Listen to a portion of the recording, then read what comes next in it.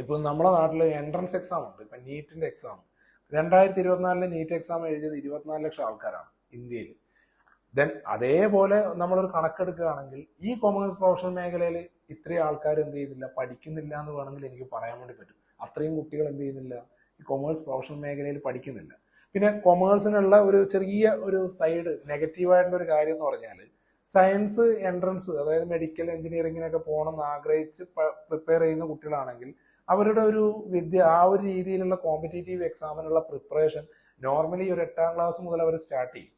Competitive exam ആണ്, എനിക്ക് entrance exam എഴുതണം, അതിന് ഇന്നതാണ്, എനിക്ക് മെഡിസിനാണ് പോകേണ്ടതെന്നൊക്കെ വെച്ച് കൃത്യമായിട്ട് ടാർഗറ്റ് ചെയ്തിട്ട് പഠിക്കും.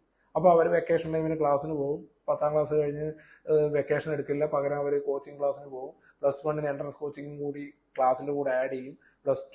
+2 വരെ അങ്ങനെ പോകും. ഇപ്പൊ ഇന്റഗ്രേറ്റഡ് ആയിട്ടുള്ള കോച്ചിങ്ങും കാര്യങ്ങളൊക്കെ ഉണ്ട്.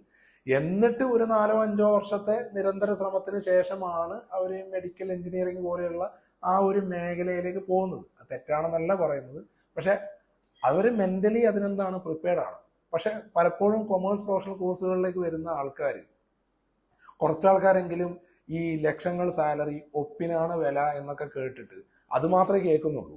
ഇതിന്റെ ഉള്ളിൽ ഇത് തുടങ്ങി അവസാനിപ്പിക്കുന്നതിന്റെ ഇടയിലുള്ള കുറച്ച് ചലഞ്ചസ് ഉണ്ട്. അതിനെക്കുറിച്ചൊന്നും വ്യക്തമായിട്ട് മനസ്സിലാക്കാതെയാണ് ഈ കോഴ്സുകൾക്ക് ചേരുന്നത് എങ്കിൽ രക്ഷിതാവിന് കുറച്ച് ഇൻവെസ്റ്റ്മെന്റ് പണം പോവും, കുട്ടികളുടെ സമയം പോവും. ഇതിനെന്താ പ്രശ്നം എന്ന് വെച്ചാൽ ഈ ഒരു 18-നും 23-നും ഇടയ്ക്ക് നമുക്ക് ഏകദേശം നമ്മുടെ ലൈഫിനെ കുറിച്ചൊരു കാഴ്ചപ്പാട് നമ്മൾ സെറ്റാക്കിയിട്ടില്ലെങ്കിൽ പിന്നെ ലൈഫ് സെറ്റാവുന്നത് ആരുടേതാണെന്ന് നിങ്ങൾ കൃത്യമായിട്ട് എന്ത് ചെയ്യുക, ഒന്ന് ആലോചിച്ച് വെക്കുക.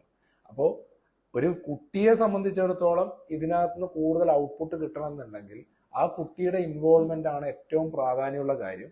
അതിന് പുറമെ ഒരു സപ്പോർട്ടിംഗ് ഫാക്ടർ മാത്രമാണ് ഇൻസ്റ്റിറ്റ്യൂട്ട്, ഫാക്കൾട്ടി എന്നൊക്കെ പറയുന്നത്. പിന്നെ